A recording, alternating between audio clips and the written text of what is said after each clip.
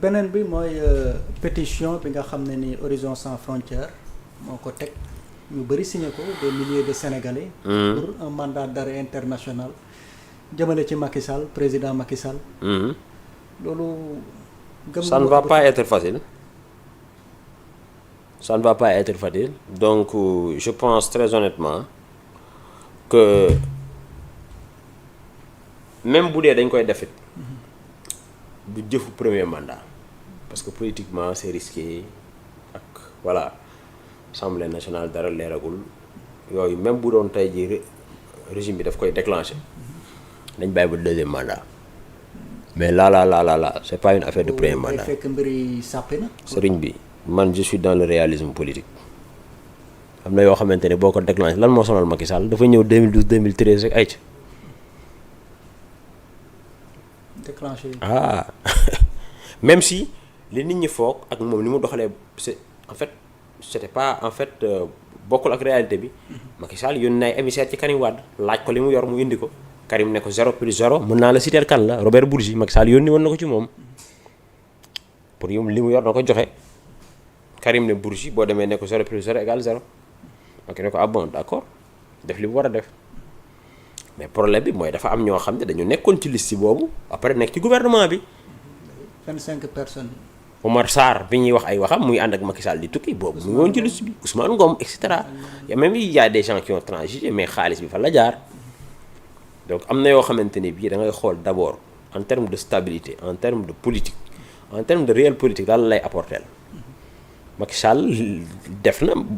astaghfirullah Macky Sall ñu ngi njort ni dafa def loolu laa war a wax yaa ngi dégg mais il faudra que nga documenter ko un ancien président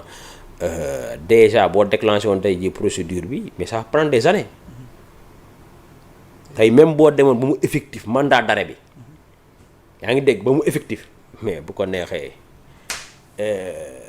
nu ñu koy waxatee Maroc wala dëkk bu mu nekk mën na la évoquer benn wala invoquer la benn clause boo xamante ne bii voilà. voilà pour indi ko pour jox la ko. te am na ci dëkk yu bëri ah. ba pare ñi fi nekk daa mel ni dañ cee sawarul noonu. waaw mu ngi noonu non déet non loolu nag kay ma xamal loolu même bu ñu ko doon def. nekkul lu ñuy waxtaane kooku moom ku koy jéem a def di ko waxtaane non kon boobaa ay effet de noce ngay def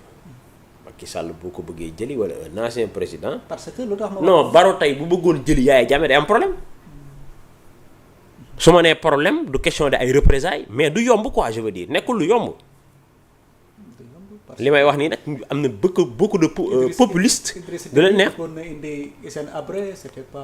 mais du yomb li ma lay wax nii fan la yombe heureusement que nga fàttali ma exemple boobu mais ku la wax ni dafa yomb moo tax gis nga réalité pouvoir tey Macky Sall boo déclenché woon procédure pour extrader ko mais am na intérêt yoo xamante ne yaa ak Macky Sall président yéen a ko bokk ñooñu am na lu ñuy taxawee am na lu mu la mën a yàqal parce que ay sénégalais lañ te tey bu dee dañuy wax dëgg rek mais Macky Sall lañ gën a xam ko Diomaye Faye loolu mooy dëgg aussi. moo ko ëpp envergure ëpp ko dayoo expérience n'en parlons pas et cetera. lobby n'en parlons pas donc am na yoo xamante ne tey man waxuma bu dee ñoom c'est documenté que ne Macky dafa def waxuma bu ñu def li ñu war a def de mais dama ne sëriñ bi nekkul lu yomb bu la neexee nag nga déglu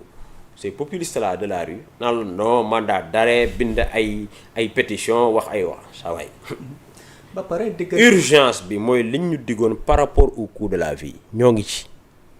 urgence bi mooy projet bi input yi ñu ci war a def te loolu jamono dina ñëw danañ am lu ñu ci wax parce que am na lu ñu ci xam wax dëgg na yàlla tu comprends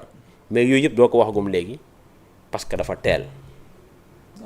protocole de Cap Manuel jamono dina ñëw danañ ko révéler. voilà bëggoon ñëw parce que. non loolu duma ci wax léegi. diggante Macky Sall ak balaa ma koy fàtte am naa chaîne YouTube dem leen foofu ngeen déglu ji ma foofu. dinaa leen defal ay live yu soft ñu waxtaane ci réew mi yu bari. waaw mais protocole Cap moom du léegi lañ ciy wax OS sax du ci waxagum léegi. ay révélation ah yàlla baax na. yéen daal dem leen sama chaîne YouTube ngeen abonné foofu massivement donc dañuy def ay live yoo xamante ne lekk caaf la naan ataaya maanaam yu léger yu soft yu relax yoo xam ne dañuy foo di wax xam nga loo miin da nga ko yàpp loo miin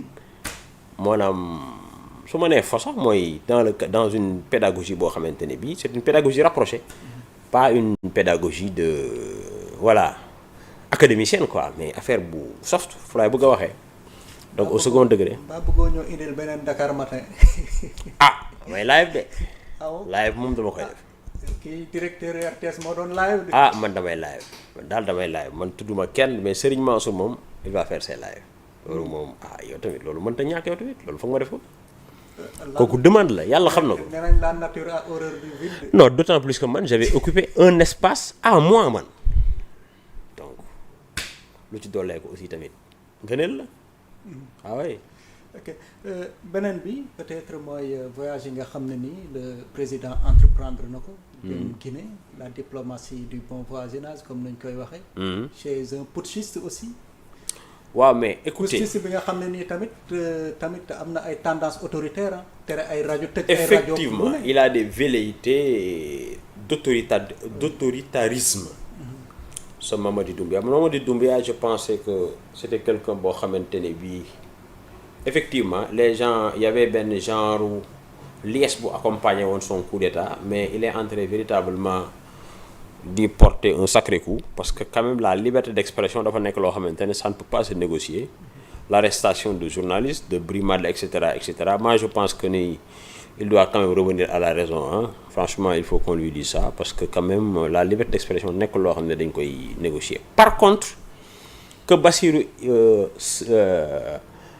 Siran loolu awma ci benn problème parce que quand même Guinée Conakry bi fi Yaya Jammeh nekkee Gambie bi Alpha Condé finalement moom mujjoon di raisonner Yaya Jammeh parce que suñu rapport ak Jammeh neexul woon. Abdel Aziz bu Mauritanie guddi gi ñu yónnee koy avion parade affaire yooyu finalement il a préféré quitter quoi. Donc c'est sûr que le moment est-ce que en entrevue huis clos est-ce qu'ils vont aborder de cette question-là? Absolument pas kooku moom mën naa ko wax nii c'est sûr que ils ne vont pas parler de ça maintenant qu'il mu dem foofu moi je pense que ni c'est bon signe comme disait El Hadj Ibrahima Niass Afrique l'Afriqiya c'est-à-dire l'Afrique aux Africains ñun suñu problème war nañ ko mën a gérer suñu bopp balaa que occidentaux yi américains yi européens yi ñëw fii xam nga dañuy wax la conduite à tenir non ñun bu ñu nekkee bu dee ñun xam nañu suñuy mots mais médecin bi xam mot bi def le bon diagnostic yàlla mooy wéral mais je pense que ni bu la joxee la bonne ordonnance tu peux avoir le bon remède donc man loolu je ne vois pas l'occasion que les gens s'alarment pour voilà dire que c'est un putschiste etc. Moi je pense que il est même plus que urgent